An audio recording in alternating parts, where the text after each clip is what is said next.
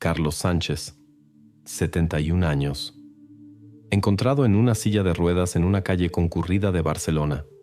Inesperadamente se descubrió que había fallecido 2 meses antes. Sin embargo, su esposa Inés está convencida. Carlos solo dormía. ¿Cómo pudo pasar desapercibido durante tanto tiempo? Calle del Consell de Cent, Barcelona. Una tarde cálida del 5 de junio de 2024. La policía recibe una llamada de un vecino preocupado. Frente a la entrada de un edificio de apartamentos hay una silla de ruedas en la que se encuentra un hombre mayor que parece sospechosamente inmóvil. Los agentes que llegan al lugar descubren a un hombre mayor con gafas de sol. A primera vista, simplemente está sentado allí, sumido en un sueño profundo, como también afirma su esposa, que había seguido a los policías hasta la silla de ruedas. Pero el inspector nota inmediatamente algo inusual. Aunque está anocheciendo y el sol ya se ha puesto, el hombre todavía lleva gafas oscuras. Sus manos descansan inmóviles en los reposabrazos. La atención se dirige al olor que el vecino había mencionado. Un olor tan característico y reconocible que difícilmente se puede confundir con otra cosa. El médico forense anota en el protocolo: ninguna señal de violencia. Pero el estado de los restos da lugar a seria preocupación. Obviamente el hombre ha estado aquí durante más de una semana. Y en este momento surge un detalle crucial. Las ruedas de la silla de ruedas están cubiertas de polvo fresco de los alrededores de la plaza de Tetuán, que se encuentra aproximadamente a 1 kilómetro de distancia. Inmediatamente surge la pregunta: ¿cuánto duraron tales paseos por el barrio del Eixample antes de que alguien finalmente sospechara? El vecino de Carlos, Raúl Espinosa, describe los eventos de manera extrañamente detallada. Él habría notado el olor primero y se había quejado varias veces de la atmósfera extraña en la casa. Estas quejas fueron registradas por la policía ya hace algunas semanas, pero hasta esta tarde nadie les prestó la debida atención. La viuda, Inés Sánchez, afirma que su marido simplemente se había quedado dormido. A todas las preguntas responde de manera monosilábica y distante, como si no comprendiera la gravedad de la situación.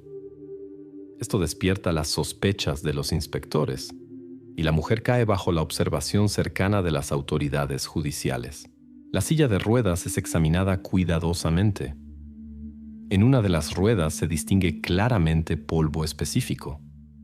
Obviamente llegó allí recientemente, lo que indica que la silla de ruedas había sido movida recientemente a una distancia considerable. Pero hay otra circunstancia. ¿Cómo pudieron los residentes y transeúntes no notar lo que estaba pasando durante casi 2 meses? Precisamente esto parece increíble y obliga a los investigadores a concentrarse en los detalles de los paseos diarios, que podrían haber sido parte de un plan sofisticado o simplemente indicar la indiferencia del entorno. La investigación pone inmediatamente bajo vigilancia a la esposa del fallecido, Inés Sánchez. A pesar de su edad avanzada, tiene la mente clara y no muestra signos de deterioro cognitivo que pudieran explicar su comportamiento extraño. Inés continúa insistiendo en que su marido había estado descansando todo el tiempo. El segundo sospechoso es Raúl Espinosa, el vecino que dio la alarma primero. Su persistencia y el carácter detallado de sus relatos parecen sospechosos. Espinosa también explica a la policía que había escuchado algunas semanas antes una disputa nocturna en el apartamento de los Sánchez.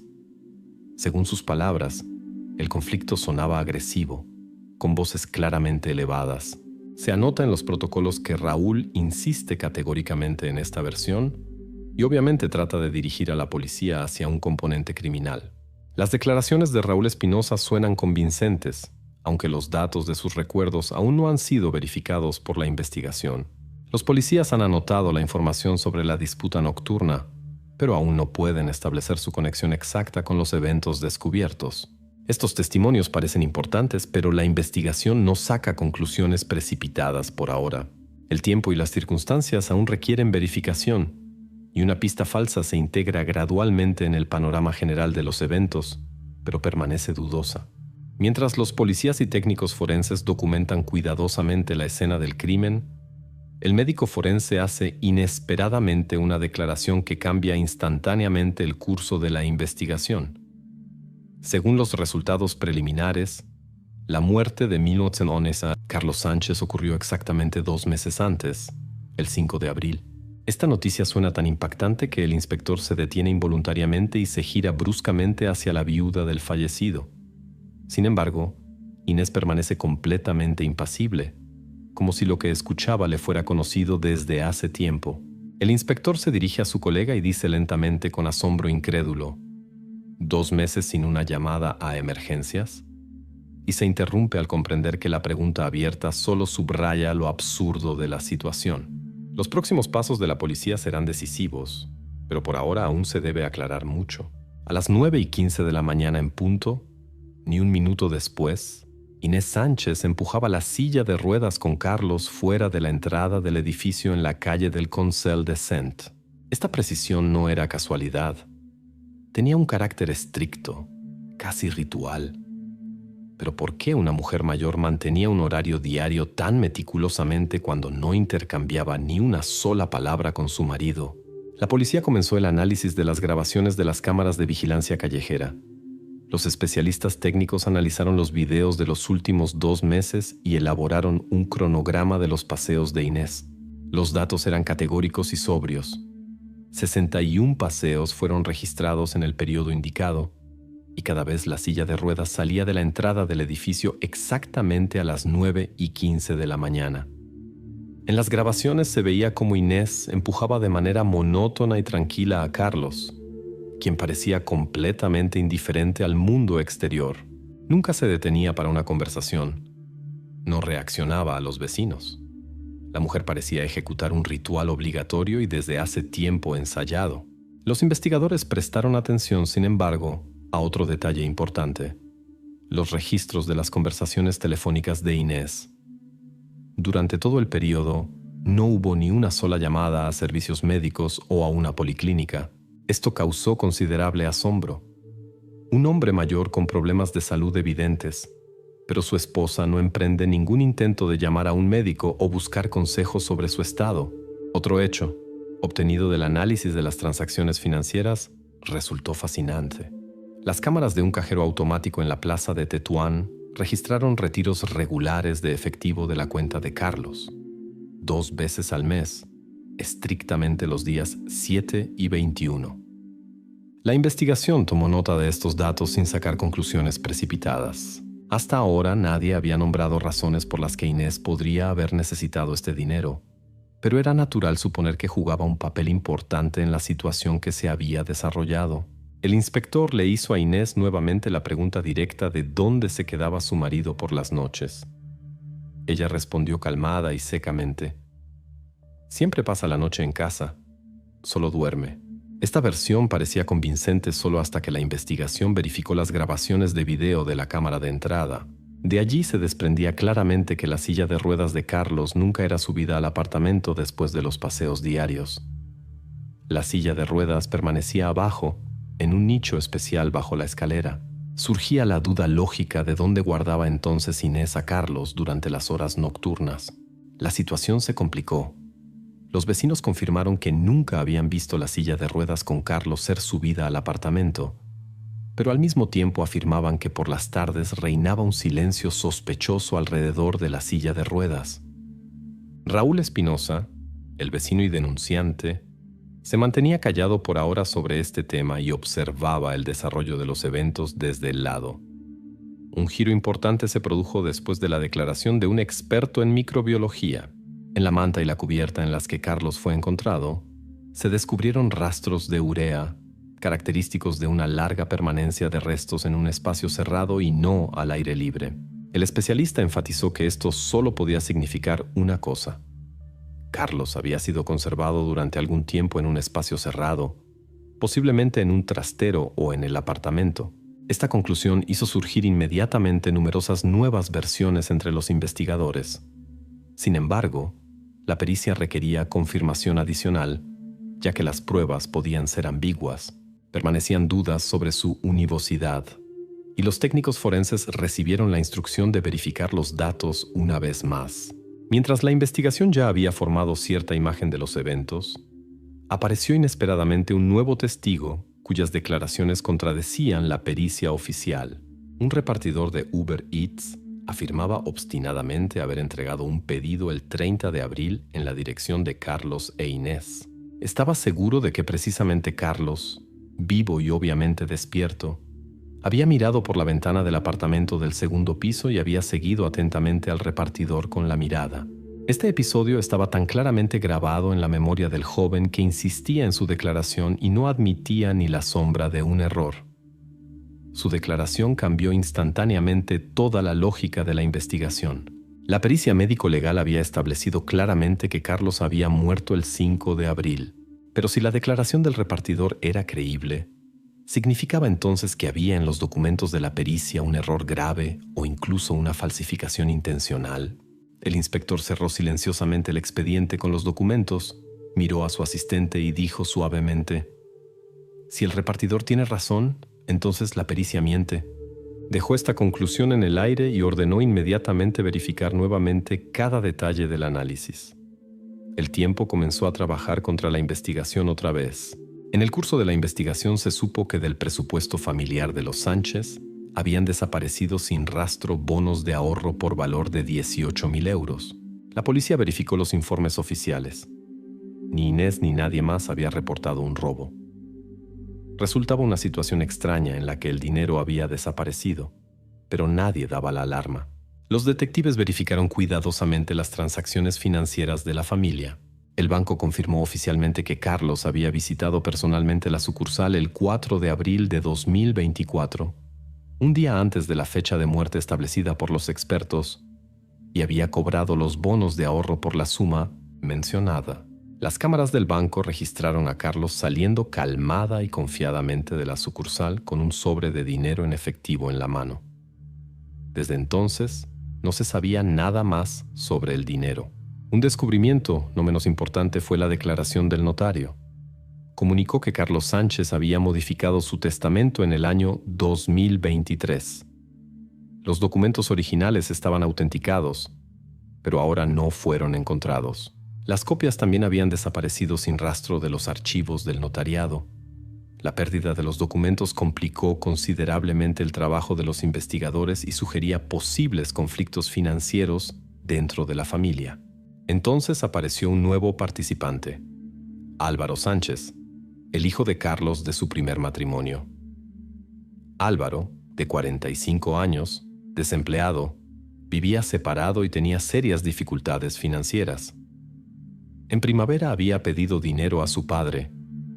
Su aparición en el caso añadió a las investigaciones otro motivo posible: herencia y dificultades financieras relacionadas. Los investigadores invitaron a Álvaro a una conversación. Apareció tranquilo en la comisaría, pero estaba visiblemente tenso. Según Álvaro, su padre se encontraba en una profunda depresión.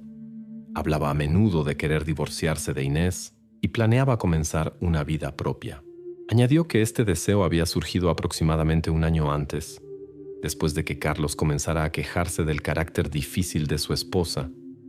La investigación comparó inmediatamente estas declaraciones con las de Inés Sánchez. La mujer negó categóricamente las palabras de su hijastro. Inés insistió en que su relación con Carlos siempre había sido estable y no estaba expuesta a conflictos. Inés incluso expresó asombro de que Álvaro hablara sobre su vida privada y enfatizó que el hijastro visitaba raramente a su padre y prácticamente no había aparecido en su casa en los últimos meses. El contraste entre las dos versiones era evidente.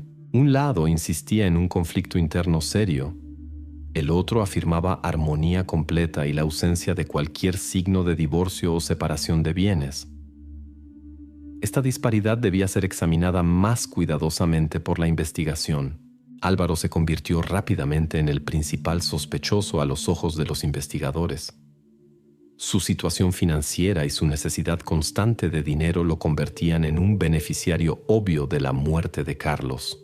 Los investigadores sospechaban que Álvaro podría haber orquestado la muerte de su padre para acceder a la herencia y al acceso oculto a los activos financieros. Sin embargo, Esto era por ahora solo una suposición que no estaba respaldada por pruebas directas. No obstante, la investigación comenzó a verificar esta versión examinando la coartada de Álvaro y sus actividades en abril y mayo. La policía puso a Álvaro bajo vigilancia y examinó cuidadosamente sus cuentas bancarias y conversaciones telefónicas móviles para excluir o confirmar su participación en los eventos. En medio de la verificación del nuevo sospechoso, se conocieron resultados inesperados del examen médico legal. El médico forense declaró oficialmente que en la sangre de Carlos solo se encontraron rastros residuales de medicamentos cardíacos que el hombre había tomado durante mucho tiempo por prescripción médica. No se estableció ningún signo de envenenamiento o intervención violenta. Esta conclusión socavó considerablemente la versión de un asesinato premeditado por razones de herencia y complicó la posición de los investigadores. Álvaro, que ya había aparecido como una figura apropiada para la versión principal, ahora estaba nuevamente en duda. No había pruebas médicas directas de una muerte violenta de Carlos, y la investigación tuvo que verificar nuevamente todas las pruebas y declaraciones de testigos disponibles. El investigador reunió todos los expedientes del caso y los colocó en una carpeta gruesa con la inscripción Sánchez. Luego la entregó a los empleados del Departamento Cibernético de la Policía de Barcelona, que ahora debían examinar las huellas digitales de la familia. La investigación tenía la intención de examinar cuidadosamente correspondencias, correos electrónicos y actividades en línea de todos los miembros de la familia Sánchez, con la esperanza de que se encontrara en la red una clave para resolver esta historia cada vez más enredada. Los técnicos forenses examinaron una vez más cuidadosamente la silla de ruedas de Carlos. Descubrieron en la rueda trasera una pequeña etiqueta casi invisible con un código QR. Este código pertenecía a un almacén de servicios funerarios que se encontraba a 7 kilómetros del apartamento de los Sánchez. Después de verificar los protocolos de viaje, la policía estableció rápidamente: el 8 de abril, 3 días después de la fecha oficial de muerte de Carlos, Inés emprendió un único viaje a este almacén utilizando los servicios de un taxi Bolt. El recibo del viaje: 8 euros. Tiempo de viaje: solo 15 minutos. Los investigadores solicitaron inmediatamente las grabaciones de las cámaras de vigilancia del almacén de servicios funerarios. En las grabaciones se ve claramente cómo Inés Sánchez entra en la tienda el 8 de abril hacia el mediodía. La mujer parece tranquila y segura de sí misma. Va a la caja, examina atentamente la mercancía y luego compra 2 sudarios, pagando en efectivo. Esta transacción también fue confirmada por la cajera misma, Paula Roca, una empleada de 30 años del almacén que había conservado una copia del recibo de compra. Para la investigación, la presencia de un recibo real y una grabación de video que confirmaba la compra se convirtió en un argumento serio. Esta era la primera prueba tangible de que Inés sabía desde mucho antes de la llamada del vecino a la policía sobre el estado de Carlos. Pero en los expedientes quedaba una inconsistencia considerable. ¿Por qué se compraron 2 sudarios cuando la policía encontró a Carlos solo en uno? El investigador invitó a Inés a un nuevo interrogatorio. La mujer confirmó, manteniendo todo su autocontrol, brevemente la compra. Sí, efectivamente compré esos sudarios. Me estaba preparando para el funeral de Carlos. Entonces, cambié de opinión. El investigador continuó y preguntó por qué había decidido no reportar oficialmente lo que había pasado. Inés guardó silencio. Su mirada se fijó en un punto vacío en la pared detrás del inspector. A la pregunta repetida, nuevamente no dio respuesta, como si esperara que la policía encontrara por sí misma la conclusión correcta. Este silencio creó otra contradicción interna en el caso. ¿Por qué Inés admite sus acciones con tanta seguridad, pero evita obstinadamente las explicaciones de sus motivos? Los investigadores no pudieron encontrar una respuesta por ahora, y la mujer seguía guardando sus secretos.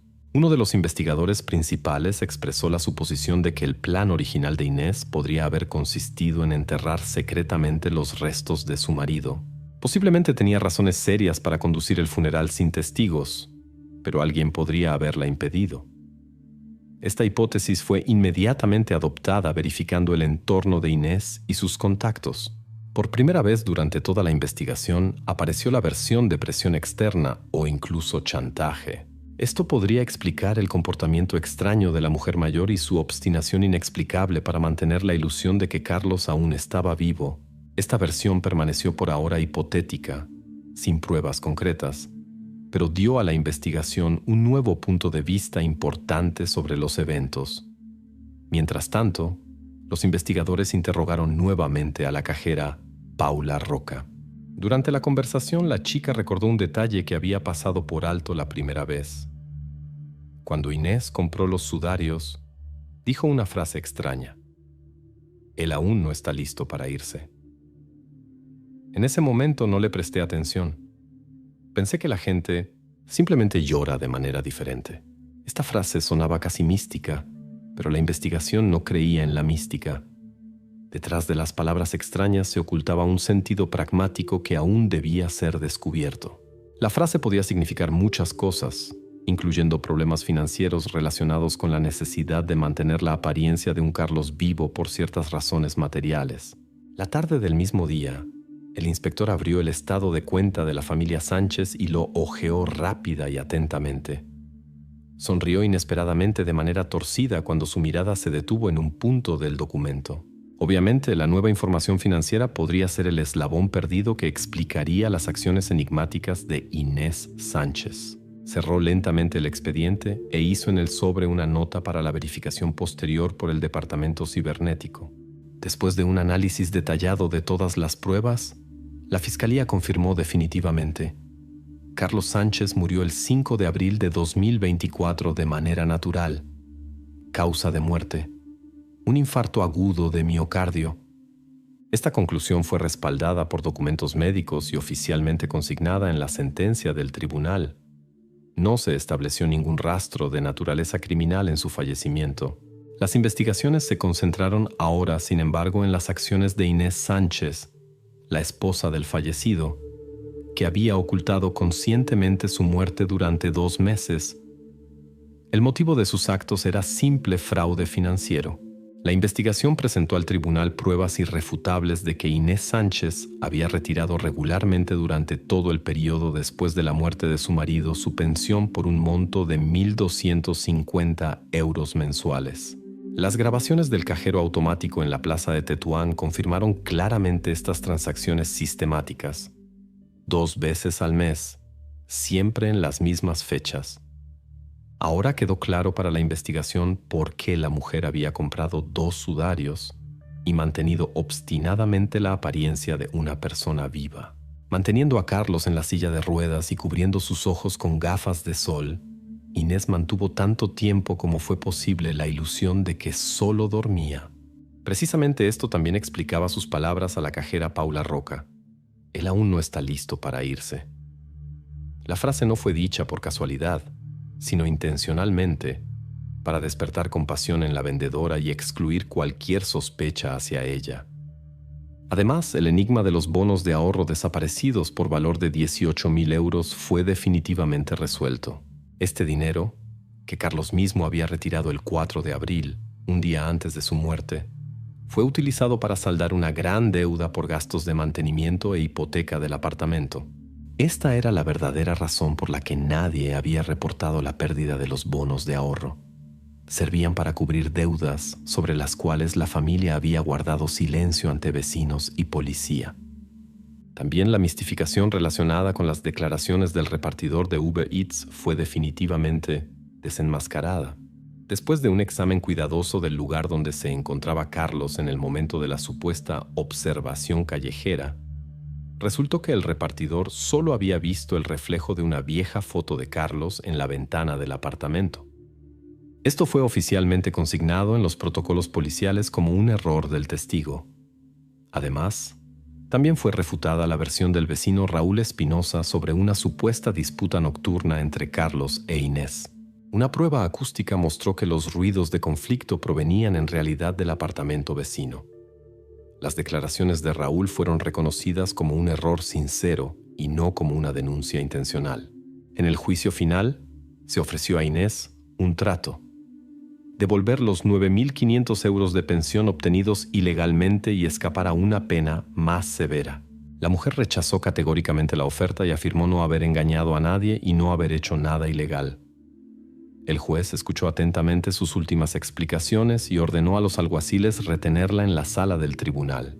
Inés intentó escapar por una salida lateral, pero los agentes de ejecución le bloquearon el camino. La mujer no ofreció más resistencia, sino que solo miró al juez con molestia apenas perceptible. El juez leyó la sentencia final.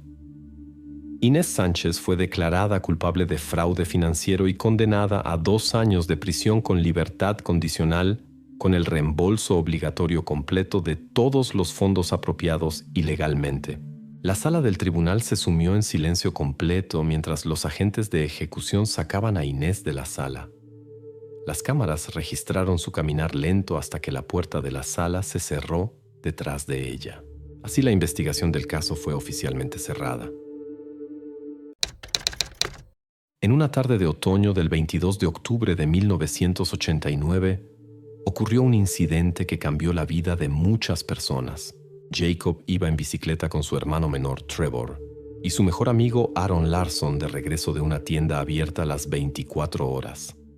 De repente, de los arbustos apareció un desconocido enmascarado que tenía un objeto peligroso en la mano. Ordenó a los 3 jóvenes que se acostaran boca abajo en el suelo. El extraño preguntó a cada uno su edad y luego ordenó a todos excepto a Jacob que se fueran sin voltearse. Desde entonces, Jacob no ha sido visto. Esta historia nos llevó a St. Joseph, una pequeña ciudad en el condado de Stearns, Minnesota, donde viven aproximadamente 7,000 personas. Aquí se han establecido muchos jóvenes profesionales. Está el College of St. Benedict, un parque de carreras y una reserva natural. El lugar parece ideal para los amantes de la naturaleza. Pero precisamente en este rincón tranquilo ocurrió algo terrible en octubre de 1989. Jacob vio la luz del mundo en la pequeña ciudad de Long Prairie, Minnesota. Sus padres, Jerry y Patty Wetterling, recibieron a su primogénito con alegría. Con el tiempo, el hermano menor Trevor y 2 hermanas, Amy y Carmen, se unieron a la familia. Los 6 miembros de la familia vivían en una casa acogedora en St. Joseph, una pequeña ciudad en el corazón de Minnesota. La atmósfera en su hogar siempre estuvo llena de calidez y alegría.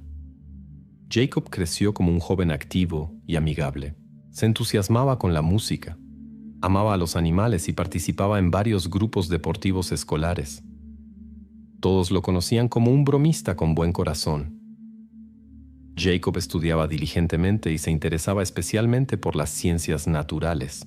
Lo que más lo fascinaba era la astronomía. Con su hermano menor Trevor le encantaba andar en bicicleta. Los padres no les ponían límites en este pasatiempo. Los hermanos exploraban los alrededores con placer y disfrutaban la sensación de libertad durante sus paseos en bicicleta por la ciudad. Nadie podía imaginar que uno de estos paseos ordinarios se convertiría en un punto de inflexión en la vida de la familia, que la dividiría en un antes y un después. El 22 de octubre de 1989, un domingo, nada presagiaba desgracia. La familia Wetterling pasó este día festivo en casa, descansando y realizando actividades cotidianas.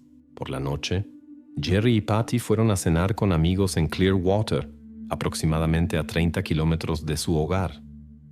Jacob, el mayor de los hermanos, debía cuidar a los menores. Los padres querían que todos se quedaran en casa. Alrededor de las 9 de la noche, después de que los padres se fueron, Jacob llamó a su madre. Pidió permiso para ir en bicicleta con Trevor a la tienda Tom Thumb, abierta a las 24 horas para conseguir una película. Patty se negó y explicó que ya estaba oscuro y los menores estarían sin supervisión. Los hermanos estaban decepcionados, pero no se rindieron. Inmediatamente llamaron al padre. Prometieron ser cuidadosos, usar chalecos reflectantes y llevar linternas. La tienda estaba aproximadamente a 1 kilómetro de distancia. También dijeron que habían acordado con una joven del vecindario que cuidara a los menores. Jerry, quien entendía cuánto querían los hermanos ir a la tienda, aceptó. Jacob inmediatamente llamó a su mejor amigo Aaron Larson, quien llegó poco después. Los 3 se dirigieron a la tienda de videos en sus bicicletas. Los jóvenes llegaron a salvo a la tienda de videos.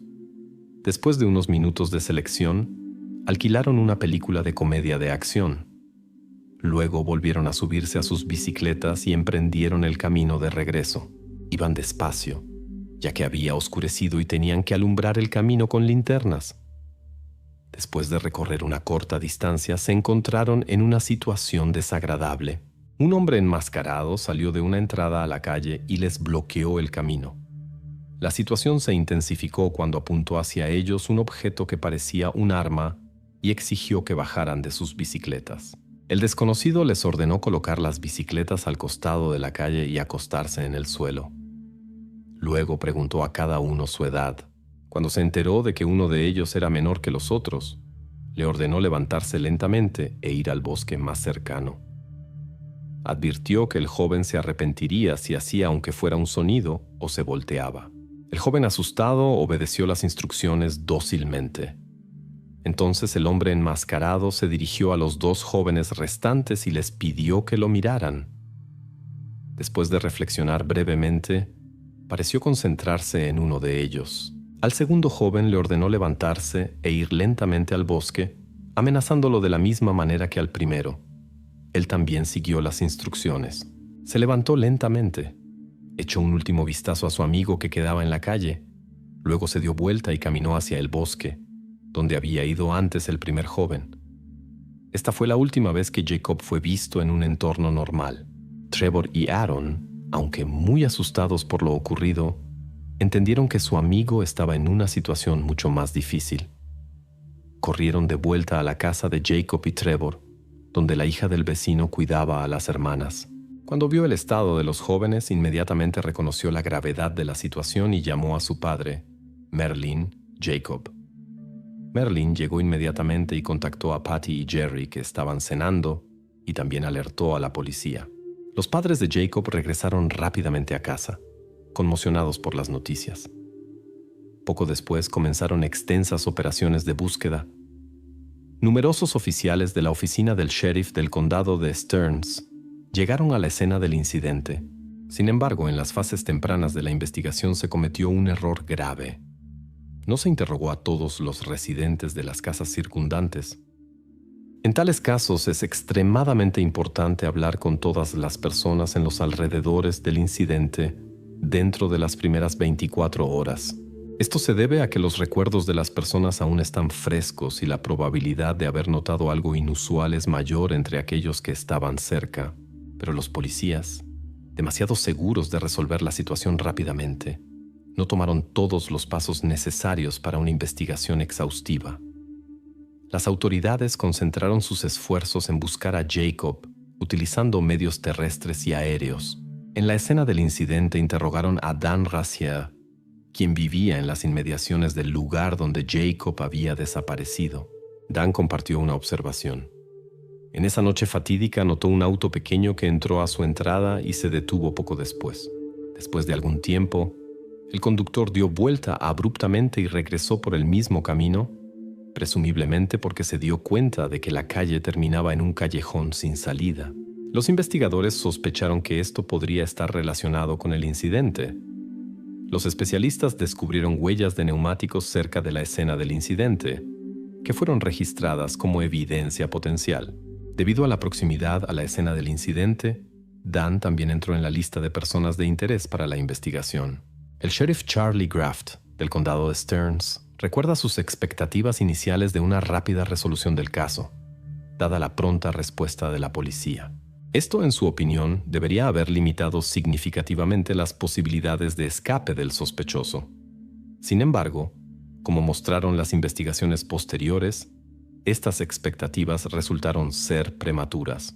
La primera noche de búsqueda terminó alrededor de las 3 de la mañana debido a condiciones de visibilidad insuficientes.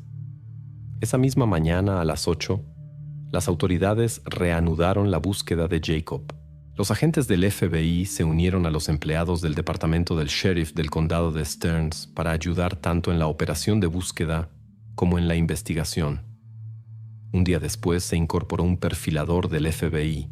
Basándose en los hechos conocidos del incidente, sospechó que la persona buscada era muy probablemente un hombre blanco soltero con una característica física particular, y posiblemente había cometido actos similares anteriormente, se celebró una reunión de oración en la iglesia de Saint Joseph.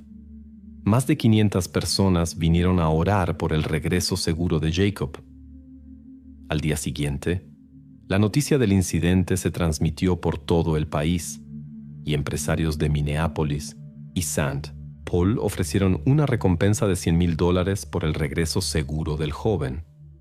Posteriormente, soldados de la Guardia Nacional junto con la patrulla estatal se unieron a la búsqueda.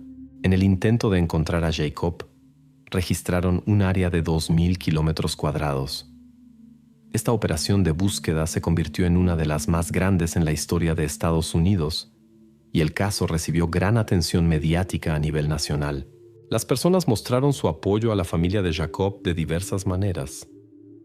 Muchos llevaron cintas blancas en su ropa como símbolo de esperanza y participación en la búsqueda. En la búsqueda del desaparecido Jacob, las personas colgaron miles de anuncios en tiendas y ventanas. Incluso se incluyeron volantes en cajas de pizza. Estaciones de radio en todo Minnesota reprodujeron la canción favorita de Jacob junto con un mensaje de su madre Patty. Antes de la era de Internet, estos eran los principales medios para informar sobre tales casos.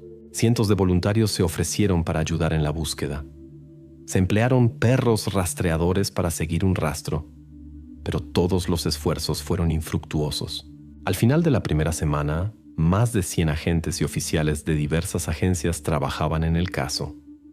Desafortunadamente, no se encontraron pistas. Muchos criticaron a las autoridades por hacer la búsqueda demasiado extensa y apresurada. Se creía que primero debían haberse concentrado en un área pequeña alrededor de la escena del incidente e interrogar exhaustivamente a todos los presentes antes de expandir el área. En noviembre de 1989, los investigadores mostraron al público 3 retratos diferentes de un hombre que había sido visto en la tienda Tom Thumb esa noche fatídica. Los testigos reportaron que este hombre había estado observando atentamente a los clientes. Descripción: piel clara, aproximadamente 50 años, cerca de 90 kilogramos de peso, con cabello gris. 6 días después, las autoridades publicaron 2 retratos más. Uno mostraba a un hombre que había estado escuchando conversaciones en la tienda Tom Thumb algunas semanas después del incidente. El otro retrato representaba a una persona que presuntamente había intentado llevarse a un joven en New Brighton, un suburbio de Minneapolis. Las autoridades notaron la similitud entre ambas imágenes con el retrato previamente creado de la persona vista en la tienda Tom Thumb la noche de la desaparición de Jacob. Después de la publicación de estas imágenes, la policía recibió numerosas llamadas, pero ninguna condujo a resultados. Posteriormente se publicó un retrato compuesto que se consideró el más preciso. Combinaba las características de las 3 imágenes anteriores. Aunque los investigadores recibieron nuevamente una serie de pistas, ninguna condujo a información concreta. Más tarde, agentes del FBI hablaron con Jared Shearl, quien había sido víctima de un ataque en Cold Spring en enero de 1989. Los investigadores de la ciudad vecina sospecharon que ambos casos podrían estar conectados con la misma persona. El FBI se reunió con Jared para que ayudara en la creación de un retrato del perpetrador. Posteriormente, agentes del FBI interrogaron a un posible sospechoso llamado Daniel James Heinrich de Paintsville, que se encuentra aproximadamente a 48 kilómetros de Saint Joseph. En esta área había habido varios incidentes con jóvenes en los últimos años, además de los casos de Jacob y Jared. Cuando fue interrogado por agentes del FBI, Heinrich explicó que no sabía nada sobre las situaciones con Jacob y Jared. Los investigadores se enfrentaron nuevamente a un callejón sin salida y consideraron cómo continuar la investigación. Un mes después, la atención se dirigió nuevamente a Heinrich. Esta vez accedió a proporcionar sus zapatillas deportivas y muestras para análisis de posibles evidencias. 3 días después, Heinrich permitió hacer una impresión de los neumáticos de su Ford Expo azul hatchback para compararlo con las huellas encontradas en el lugar de la desaparición de Jacob. Al día siguiente se descubrió que Heinrich había poseído otro coche hasta marzo de 1989, un Mercury Topaz. Esto significaba que si estaba involucrado en el incidente de Jared, habría tenido que usar ese coche. La policía obtuvo acceso al Mercury Topaz. Cuando se le pidió a Jared que evaluara la similitud de este coche con aquel en el que había estado un año antes, dio una calificación de 8 o 9 de 10. Posteriormente se registró la vivienda de Heinrich. Varios objetos fueron confiscados, incluyendo escáneres de policía, una bolsa para transportarlos, listas de frecuencias, zapatos y ropa. 2 días después, Heinrich fue citado a la policía para un procedimiento de identificación. Jared se paró frente a 6 hombres de piel clara. En ese momento no pudo determinar exactamente si el que se lo había llevado estaba entre ellos. Jared calificó la similitud con Heinrich con solo 4 de 10 puntos. Más tarde, el FBI recibió una pista importante. Fibras de la ropa de Jared coincidían con fibras del coche de Heinrich que había poseído en enero de 1989. Ese mismo día, Heinrich fue arrestado por sospecha de participación en el incidente de Jared. Sin embargo, negó cualquier participación. Debido a la falta de evidencia directa, Heinrich fue liberado pronto sin cargos. Mientras tanto, el número de investigadores trabajando en el caso de Jacob disminuyó gradualmente, así como el número de teorías a investigar. Aunque el caso no podía cerrarse oficialmente, ya que la búsqueda de desaparecidos debe continuar, la investigación llegó a un callejón sin salida. Todo este tiempo de búsqueda e investigación se convirtió en una prueba severa para la familia de Jacob. A pesar del enorme apoyo de los lugareños y personas de todo el país, los familiares del joven estaban profundamente afligidos por su ausencia. Con el tiempo, se preguntaban cada vez más a menudo si alguna vez volverían a ver a Jacob. En este momento difícil, Patty Wetterling decidió apoyar a otras familias en situaciones similares para que no tuvieran que pasar por las mismas pruebas que ella y sus familiares. Anunció la fundación de la Fundación Jacob Wetterling. El objetivo de la organización se convirtió en educar a la sociedad sobre personas que cometen actos ilícitos contra jóvenes ciudadanos, sobre sus métodos y sobre cómo cada uno puede ayudar a prevenir tales casos.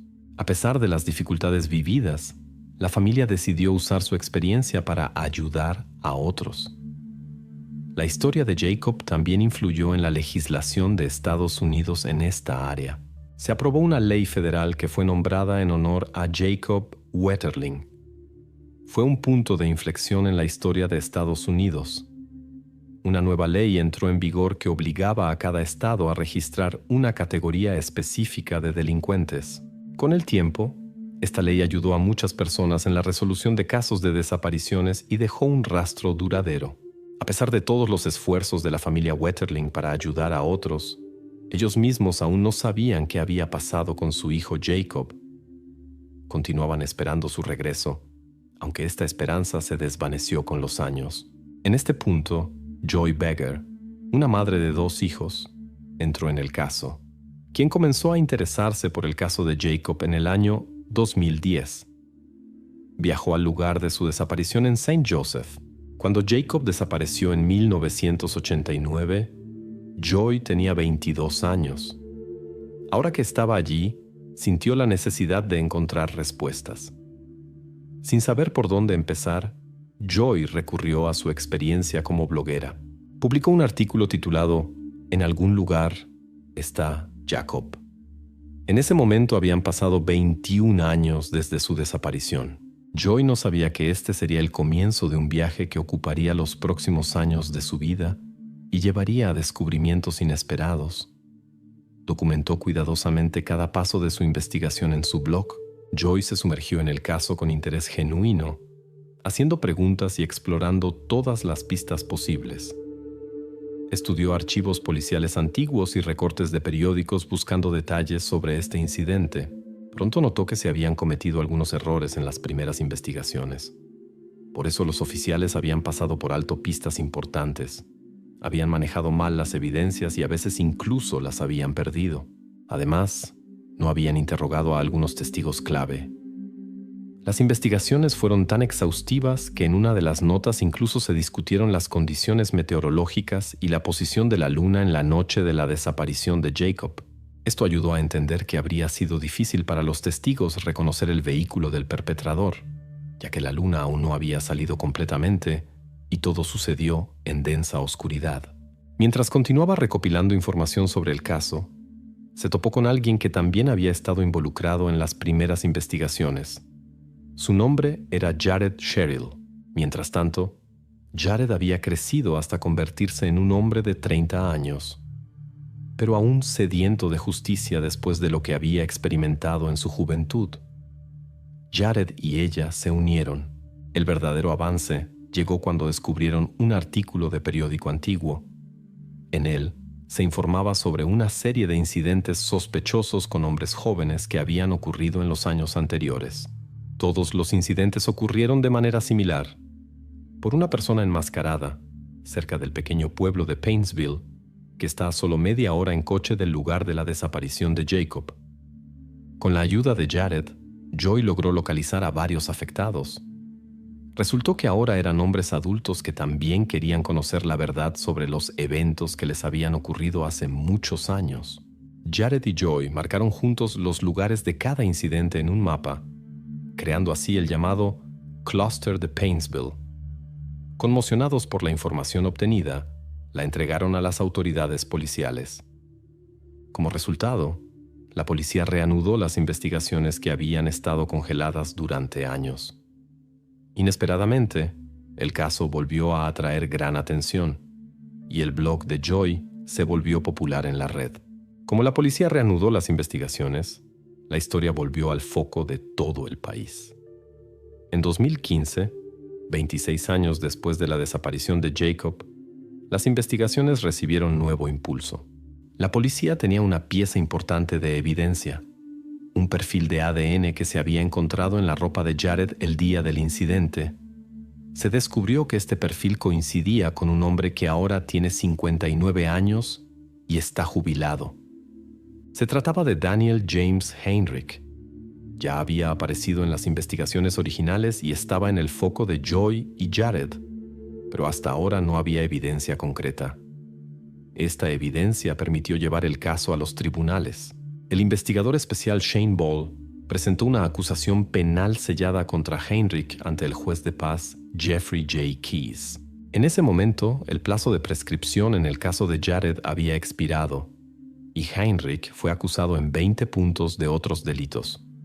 Como resultado, fue arrestado y el caso fue a juicio.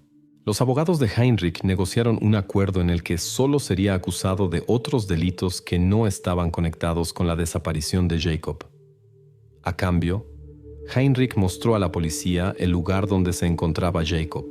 Era una granja cerca de Paintsville, aproximadamente a 48 kilómetros de St. Joseph, cerca de la antigua residencia de Heinrich.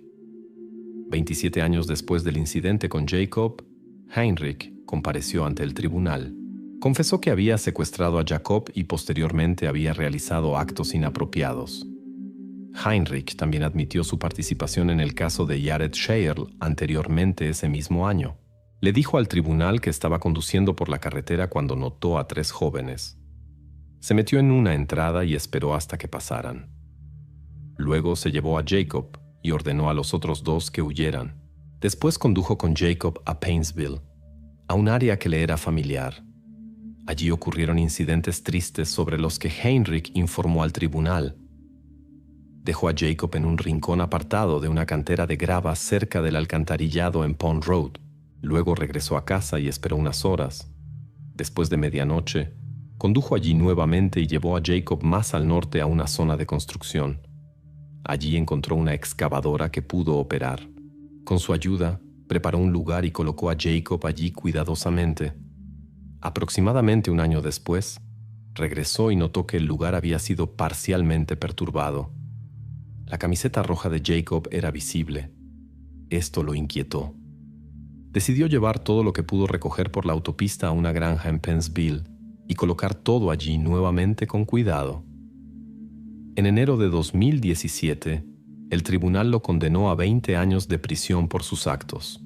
Con el hallazgo de Jacob y la confesión del culpable, terminaron años de investigaciones en uno de los incidentes más graves en la historia de Estados Unidos. Después de cerrar el caso, la familia Wetterling pudo realizar una ceremonia de despedida digna para Jacob en el cementerio de los amigos de la abadía de St. John en Collegeville, Stearns County, Minnesota. Joy Baker, quien trató de ayudar en las investigaciones, se convirtió en una amiga cercana de la familia Wetterling. Enfatizó que nunca había buscado reconocimiento o fama cuando se involucró en este caso. Simplemente era una madre que quería apoyar a otra madre en un momento difícil. Patty y Joy se acercaron y escribieron juntas un libro sobre su historia titulado Querido Jacob, el viaje de una madre. Patty se hizo conocida por su compromiso con la protección de los jóvenes y su ayuda en la aprobación de una ley federal. Los familiares de Jacob sufrieron un shock profundo cuando recibieron la noticia final sobre su destino. Patty admite que es insoportablemente difícil comprender lo que Jacob tuvo que pasar en sus últimos días y horas. Dice que Jacob estaba vivo para ella todo el tiempo, hasta que llegó la confirmación final. Y aunque ahora saben con certeza que su amado hijo ya no está, su legado continúa a través de la fundación establecida y la ley federal aprobada en su honor. La fundación asegura que personas como Heinrich sean responsabilizadas por sus actos. En la vida, el amor a menudo llega en los momentos más inesperados. La historia de un exitoso empresario estadounidense lo demuestra claramente. Cerca de los 60 años, conoció a una mujer que tenía la mitad de su edad. Sin embargo, esta relación, basada en intereses materiales, llevó a consecuencias desagradables.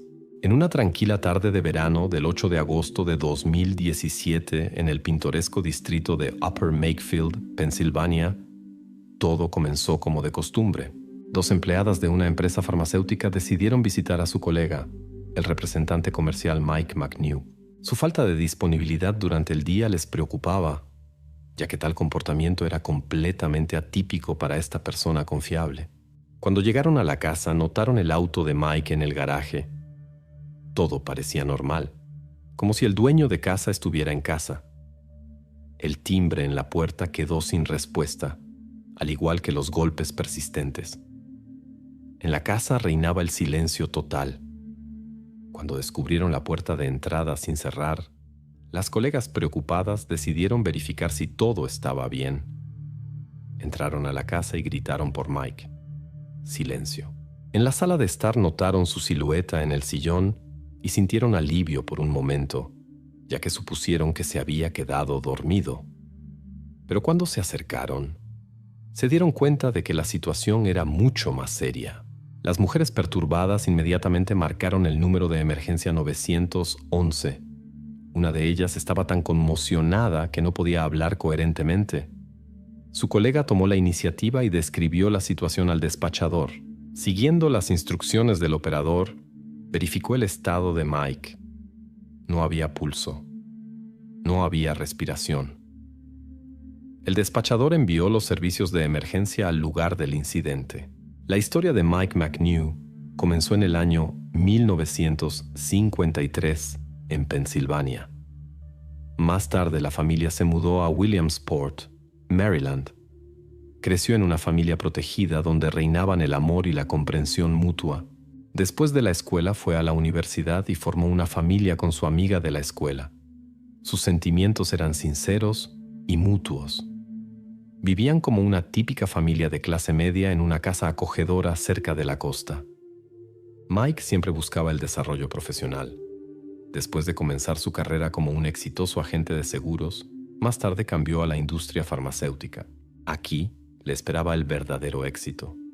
A través de la fundación de su propia empresa, pudo permitir a su familia una vida cómoda. Mike era un empresario exitoso que permitió a su familia una vida próspera. Pero la felicidad familiar no duró. 3 a 4 años después del nacimiento de los hijos, los cónyuges decidieron separarse. A pesar de la separación, mantuvieron una relación cordial y cuidaron juntos a los hijos. El hijo y la hija visitaban frecuentemente a su padre y los excónyuges mantenían un trato amistoso. Los hijos recordaron más tarde que nunca escucharon a sus padres discutir, ni antes, durante ni después del divorcio. Su respeto mutuo permaneció incluso después del divorcio oficial a principios de 2000. Mike decidió comenzar un nuevo capítulo de su vida en la tranquila comunidad Township Upper Makefield en el distrito de Bucks, Pensilvania, una ciudad acogedora con solo 8,000 habitantes. Tenía la intención de continuar desarrollando su negocio hasta la merecida jubilación. Como soltero, Mike disfrutaba de todos los placeres de la vida. Su impresionante villa estaba ubicada directamente junto al río. Disfrutaba conduciendo sus motos acuáticas privadas, desarrolló una pasión por el arte y comenzó a coleccionar objetos valiosos. Aunque no perseguía obras maestras mundiales, su colección lo llenaba de alegría sincera. Mike no tenía prisa por cambiar su estatus de soltero, hasta que el destino lo conectó en el año 2012 con Jennifer Morris, quien criaba sola a un hijo. Entre ellos, se encendió una atracción mutua. La relación se desarrolló rápidamente. Pronto Mike invitó a su elegida a unas vacaciones en el Caribe. Sus sentimientos se mostraron particularmente intensos durante este viaje. Trajo especialmente 2 motos acuáticas y cuatriciclos para excursiones conjuntas. Se enamoró como un joven, completamente encantado por esta mujer. Sus familiares se sorprendieron por su transformación. En el año 2015, después de 3 años de relación, Mike se hizo su primer tatuaje en honor a Jennifer. Al mismo tiempo le ofreció mudarse con él, lo que ella aceptó. El empresario la rodeó de cuidado y comodidad. Para el hijo de Jennifer se preparó una habitación propia. Su felicidad duró hasta el 8 de agosto de 2017, cuando ocurrió un incidente imprevisto en la casa. En este momento su romance con la mujer ya duraba 5 años y estaban preparando activamente su boda. Los colegas encontraron a Mike en su casa en un estado preocupante. Inicialmente se sospecharon problemas cardíacos. Las fuerzas de emergencia que llegaron encontraron a Mike en su sillón. Su cabeza estaba inclinada hacia atrás. Las manos descansaban en sus rodillas. Visto desde fuera, uno podría pensar que estaba durmiendo, pero la situación resultó ser mucho más seria. En el suelo y en la ropa se veían evidencias del incidente.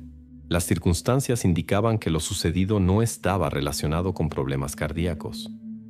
Se encontró una herida entre las cejas. Los investigadores ahora tenían que descubrir: ¿fue esto el resultado de una acción externa o de una decisión propia? Los expertos que llegaron a la escena inmediatamente notaron detalles inusuales. La tesis de una acción individual no se confirmó. No se encontró ningún objeto del incidente cerca, lo que indicaba la presencia de una persona externa en ese momento. Al examinar la sala de estar, aproximadamente a 10 metros del lugar donde fue encontrado Mike, los especialistas descubrieron un casquillo de bala de calibre .380. Notable fue que en la habitación todo permaneció en su lugar, sin signos de lucha. Aparentemente todo llegó inesperadamente para el dueño de casa. En la muñeca de Mike quedó un rastro característico de su reloj desaparecido. Los bolsillos de su ropa estaban dados vuelta. De la oficina en la planta baja faltaban una laptop y un teléfono móvil, así como otros objetos de valor. A primera vista, la situación recordaba a un robo doméstico ordinario, donde el propietario accidentalmente se encontró con un visitante no invitado. En el dormitorio se descubrieron nuevos detalles importantes. A nombre de Mike McNew estaban registradas 2 armas de fuego. En la casa solo se encontró una. Del Smith & Wesson calibre 380 solo quedó una funda vacía. Más tarde se descubrió exactamente esta arma que el propietario guardaba para defensa fue utilizada en el incidente y desapareció después. La ausencia de cualquier rastro y daño indicaba que el visitante estaba familiarizado con el plano de la casa. Sabía dónde se encontraban las armas de fuego y los objetos de valor y cómo salir del edificio sin ser notado. Los investigadores comenzaron con una verificación exhaustiva del entorno del empresario y trajeron especialistas adicionales. La tesis de un robo se volvía cada vez más improbable. A pesar de la desaparición de los objetos personales de Mike, muchos objetos de valor permanecieron intactos. Por ejemplo, la colección de arte, donde cada pieza estaba artísticamente iluminada con una lámpara separada, permaneció completamente conservada. Todo indicaba que el representante farmacéutico se encontró con alguien que tenía motivos personales. La desaparición de los dispositivos electrónicos no parecía accidental. Posiblemente contenían información importante. La integridad de las puertas y ventanas mostró que el visitante tenía llaves o fue admitido por el mismo dueño de casa. Al investigar la biografía de Mike, los investigadores descubrieron que era una persona pacífica, sin conflictos ni enemigos. Atención especial atrajo su compañera de vida, Jennifer Morris. Los vecinos la describían como la prometida del empresario mayor, pero después del incidente parecía haberse desvanecido, lo que planteó muchas preguntas a las autoridades. Las personas de su entorno describían a Jennifer como una personalidad retraída que rara vez revelaba detalles de su vida. Solo se conocía su difícil relación con su madre. En raros momentos de apertura, contaba sobre su difícil infancia en el hogar paterno, donde experimentó comportamiento inapropiado de 2 amigos de su madre. La madre no le creyó a su hija, lo que llevó a un profundo trauma psicológico. La situación se volvió insostenible. Jennifer abandonó la escuela y dejó su hogar, describiendo esta época como una fase de profunda depresión. Por sí sola, encontró su vocación en la reparación de motocicletas. La pasión por los vehículos de 2 ruedas se desarrolló hasta convertirse en obsesión. Se compró una motocicleta deportiva y compartía frecuentemente en redes sociales historias sobre paseos nocturnos a máxima velocidad. La apariencia llamativa de Jennifer se complementaba con tatuajes marcantes, inscripciones en el pecho, la imagen de un revólver en el bíceps y un esqueleto sonriente en el brazo. Se convirtió en madre joven, pero el padre del hijo desapareció rápidamente de su vida. Para alimentar a su hijo, combinó su trabajo como mecánica con actuaciones en el Club Prestige en Pensilvania. Allí conoció en el año 2012 a Mike McNew, un cliente habitual del establecimiento. Después de una conversación informal, él la invitó a cenar. Jennifer aceptó, pero puso una condición: el pago de sus deudas de electricidad por un valor de $1,200. Así comenzaron sus encuentros regulares en restaurantes caros y clubes de moda. Mike era generoso con los regalos: joyas, una motocicleta, un auto, viajes. Jennifer lo llamaba papá, y a él le halagaba la atención de su atractiva acompañante. El destino tenía sus propios planes para Jennifer. En Mike vio una oportunidad de cambiar su vida. Compartían mucho, incluyendo el sentimiento de ser marginados en la sociedad. En el próspero empresario encontró no solo apoyo financiero, sino también calidez emocional. En el año 2015 se mudaron juntos. Al principio todo transcurrió armoniosamente, pero el tiempo trajo cambios. Los vecinos reportaron serios desacuerdos algunos meses antes del incidente y mencionaron una discusión fuerte, después de la cual la pareja supuestamente se separó. A pesar de la relación enfriada, siguieron viviendo bajo el mismo techo. Y ahora, después del incidente, la repentina desaparición de Jennifer planteaba muchas preguntas. Estos fueron los testimonios de los vecinos recopilados por los investigadores. Jennifer parecía haberse desvanecido a pesar de la búsqueda intensiva. Los investigadores decidieron hablar con los hijos de Mike, quienes en ese momento intentaban procesar la noticia devastadora sobre su padre. La familia se reunió inmediatamente. Patrick se apresuró desde Pittsburgh, su hermana y madre desde Maryland. En la casa paterna donde se encontraron, Patrick compartió con los investigadores su opinión sobre la relación de su padre. Según sus palabras, nunca tomó en serio la conexión con la bailarina del club, ya que la consideraba demasiado vulgar y egoísta para una relación duradera. Los familiares y amigos del empresario intentaron varias veces hacerlo entrar en razón y le advirtieron sobre las posibles consecuencias de esta relación. Sus preocupaciones no parecían infundadas. Un incidente significativo ocurrió en la boda de Patrick en junio de 2016. El hijo no quería que Jennifer estuviera presente en la celebración.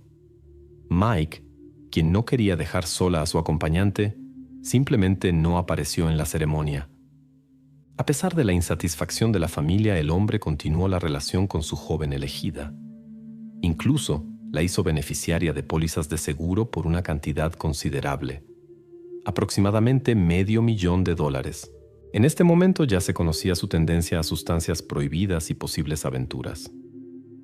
La relación con Jennifer tuvo un impacto significativo en la relación entre padre e hijo. Muchos sospechaban que ella sembraba discordia intencionalmente para obtener control exclusivo sobre las finanzas de su próspero acompañante. En el año 2017 la situación se intensificó. Jennifer comenzó a distanciarse. Podía desaparecer sin previo aviso y regresar tarde en la noche sin dar explicaciones. Su interés en la relación disminuyó notablemente. Durante este tiempo recurrió más frecuentemente a sustancias prohibidas, lo que llevó a serios problemas de salud, y fue arrestada 2 veces por posesión de las mismas. Además, causó un incidente con un ciclista al que había cortado el paso en la calle. Mike continuó apoyando a su novia y pagó las multas y costos judiciales de 2 procedimientos, aproximadamente $4,000 mensuales. Poco antes del incidente, según contaron los hijos, Mike compartió sus planes de terminar la relación con Jennifer y cancelar la boda próxima. Para ella esto significaba la pérdida de todo. Tendría que pagar los costos judiciales por sí misma. Habría perdido la casa lujosa y el estilo de vida acostumbrado que su próspero acompañante le proporcionaba. Patrick y Kathy, los hijos de Mike, no tenían dudas sobre los motivos del incidente. Se trataba solo de dinero. En su opinión, Jennifer no pudo controlar sus emociones cuando comprendió que podría perder su estilo de vida acostumbrado. El examen médico estableció el marco temporal del incidente. Ocurrió entre 24 y 48 horas antes de que los empleados encontraran a Mike. Los especialistas determinaron que el incidente ocurrió desde muy cerca. El examen mostró que el proyectil se dividió en 2 partes al impactar. Una parte causó daños graves, lo que llevó a consecuencias inmediatas. Las autoridades concentraron todos los esfuerzos en la búsqueda de la principal sospechosa, Jennifer Morrissey. En ese momento estaba bajo supervisión por una infracción de tráfico. La policía esperaba su visita para el reporte obligatorio con el oficial de libertad condicional. El cálculo resultó: el 10 de agosto, 4 días después del incidente, Jennifer llegó a la oficina para pagar tasas y reportarse. Mencionó al oficial que había visto las noticias sobre el incidente de Mike y estaba conmocionada. El oficial de turno informó inmediatamente a los investigadores. La situación parecía extraña. La información sobre el incidente apareció casi inmediatamente en los medios y redes sociales. ¿Por qué esperó Jennifer 4 días? Los investigadores acordaron una reunión con ella para el día siguiente. No revelaron sus sospechas y solo dijeron que necesitaban hacer algunas preguntas sobre Mike. Al mismo tiempo, solicitaron autorización para verificar su comunicación. Pero Jennifer, quien aparentemente sospechaba algo, no apareció a la reunión. Desapareció nuevamente por algunos días. Tal comportamiento no correspondía a la imagen de una persona que experimenta una pérdida y quiere ayudar a las investigaciones. Según la experiencia de los investigadores, así actúan las personas que necesitan tiempo. Normalmente las personas en tales momentos preparan excusas o intentan esconderse. Para Jennifer esto era arriesgado. Estaba obligada a reportarse regularmente a la policía. Perder los reportes le habría traído automáticamente dificultades adicionales. Un arresto aún no era posible. Faltaban pruebas contundentes. Mientras los investigadores esperaban la aparición de Jennifer, siguieron recopilando información. Hablaron con un amigo cercano de Mike. Este reportó una llamada reciente de McNews, en la que Mike compartió sus preocupaciones. Había descubierto la identidad del acompañante de Jennifer, un hombre con el apodo de El Despiadado. Según las palabras de Mike, este personaje daba motivo para seria preocupación. La situación se volvió arriesgada, y él planeaba terminar la relación con su prometida para garantizar su propia seguridad. Detrás del seudónimo se ocultaba Charles Kula, una figura conocida del submundo con una larga historia carcelaria. Su expediente contenía numerosos delitos graves, especialmente en relación con sustancias prohibidas. Su última pena de prisión terminó poco antes del incidente con Mike. Después de la liberación de Charles, Jennifer se mudó inmediatamente con él, aunque muchas de sus cosas permanecieron en la casa del empresario. Venía regularmente a recogerlas, y Mike amenazaba con almacenarlas para terminar estas visitas. Según el amigo de Mike, la relación de la mujer con otra persona le preocupaba, aunque él mismo no quería tener conflictos con ciertos círculos sociales. Mike simplemente decidió terminar la relación. Para este momento, Jennifer y Charles ya habían hecho públicos sus planes de matrimonio en las redes sociales. ¿Qué podía ofrecer un simple empleado de una empresa farmacéutica en comparación con un empresario influyente? Jennifer se había sentido atraída desde su juventud a un ambiente especial. Creció entre personas complejas. Charles Kula, su nuevo elegido, era una personalidad conocida en estos círculos. A lo largo de su actividad, se había forjado cierta reputación. Su carácter dominante y su determinación parecían atraer a la bailarina. Las autoridades policiales reconocieron que la investigación había entrado en una nueva fase. Había un sospechoso principal, una persona capaz de acciones serias contra un hombre mayor. Surgió la sospecha de que el nuevo acompañante de Jennifer vino con ella al ex compañero. Estalló una discusión, o planearon llevarse algo, pero la presencia de Mike los molestó. Justo en este momento, Jennifer faltó a una reunión obligatoria con el oficial de libertad condicional, lo que ofreció motivo para su arresto. El 25 de agosto de 2017, la policía llegó al taller de motocicletas donde trabajaba Jennifer. Fue arrestada por violación de las condiciones de libertad condicional, lo que permitió a los investigadores verificar una posible participación en el incidente con el distribuidor de medicamentos. Más tarde, una compañera de celda que cooperaba con la policía reportó el comportamiento extraño de Jennifer y su confesión sobre acciones intencionales contra Mike. Durante el interrogatorio, los investigadores compartieron sus momentos de sospecha, pero ella se negó a declarar y recurrió a un abogado. La mujer obviamente sabía algo, pero la información no se obtuvo rápidamente. En este momento llegó la autorización para verificar los medios de comunicación de los posibles involucrados. En el intercambio de mensajes entre Jennifer y Mike se encontró un diálogo inquietante. El hombre escribió a su ex compañera que cualquier huésped no invitado en su casa debía contar con consecuencias. Aparentemente tenía serias preocupaciones por su seguridad. Después de este mensaje, la comunicación se cortó. La señal del teléfono de Jennifer fue localizada durante el intercambio de mensajes cerca de la casa de Mike. La conexión se cortó a las 21:45. Esto confirmó su presencia en la cercanía en un momento importante. Luego, según los datos, Jennifer condujo unos 20 kilómetros al sur hacia la caravana de Charles.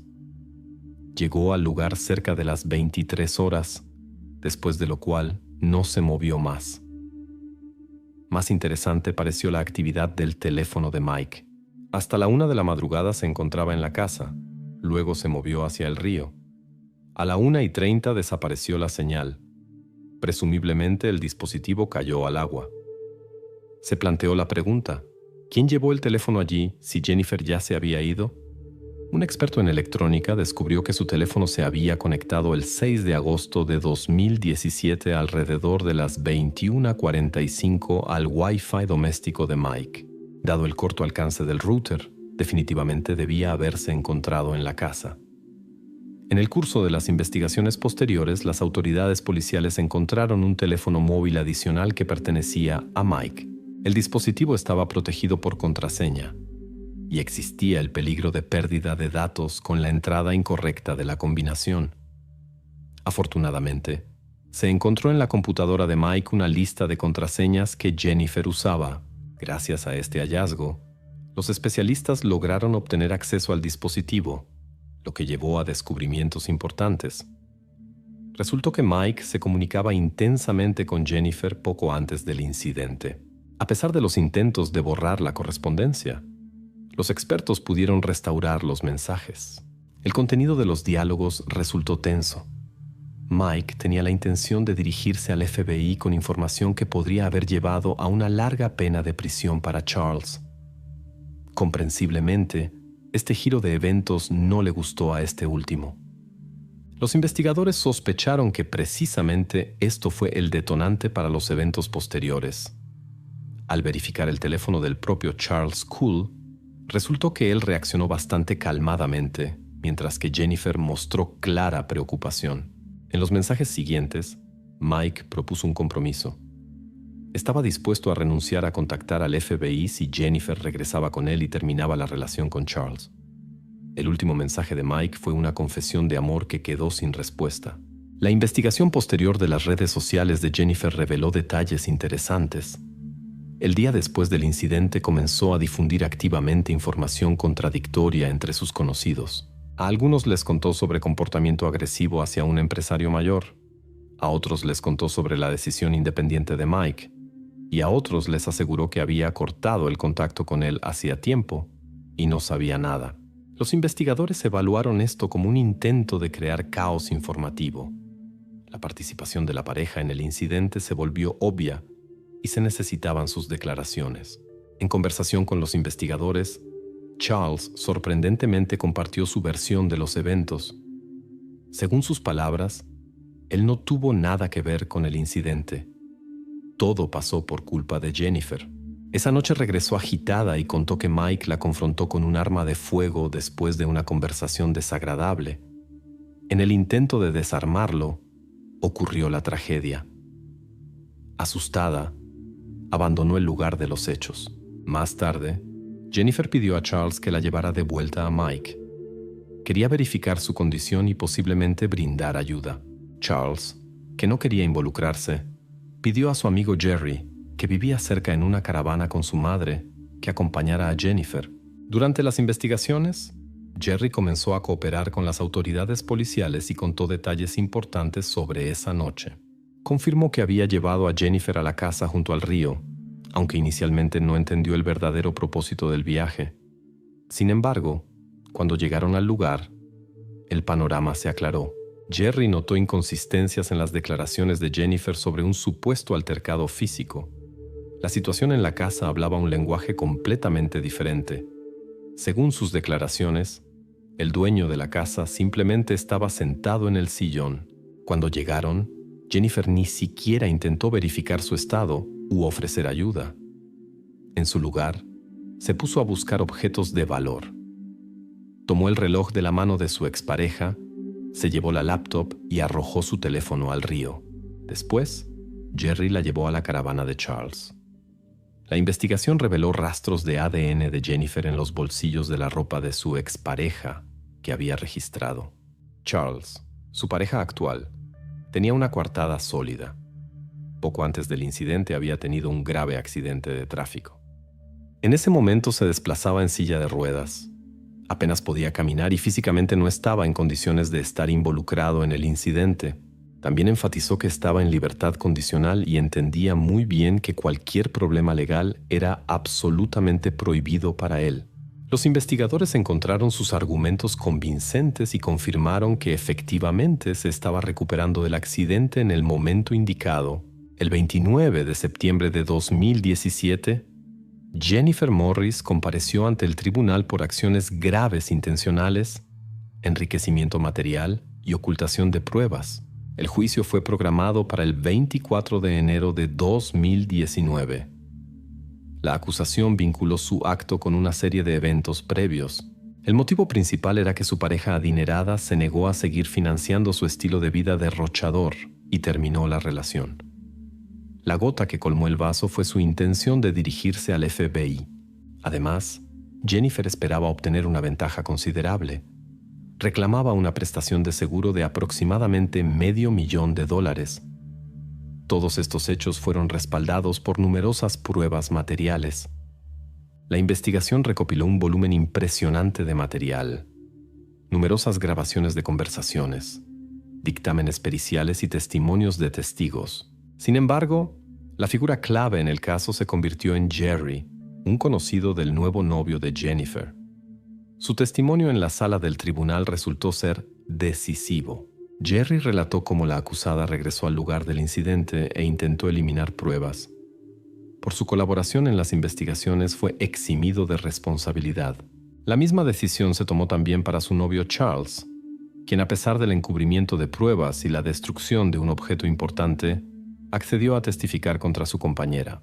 En el proceso también testificaron quienes estuvieron con Jennifer en prisión preventiva.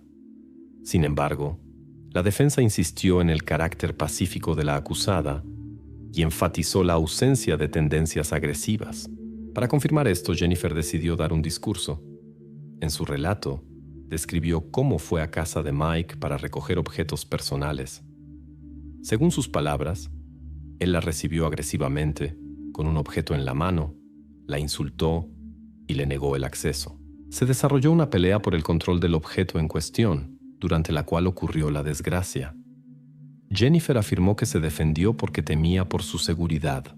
Sin embargo, su versión contradecía los hechos. Mike fue encontrado sentado en el sillón, no en la entrada. Los peritos presentaron pruebas de la intencionalidad de las acciones. Los expertos determinaron que la distancia entre el objeto y la persona era de aproximadamente 3 centímetros. El 1 de febrero de 2019, el jurado se retiró a deliberar.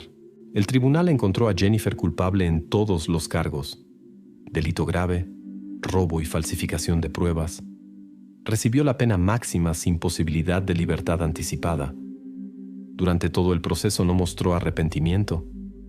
El proceso fue especialmente difícil para el hijo de Mike. Dijo en varias ocasiones que no podía perdonar a la acusada por haber destruido su familia. Su hijo se quedó sin abuelo y él mismo sin padre. Sus últimas conversaciones con el padre estuvieron ensombrecidas por conflictos, y esta situación ya no se puede corregir.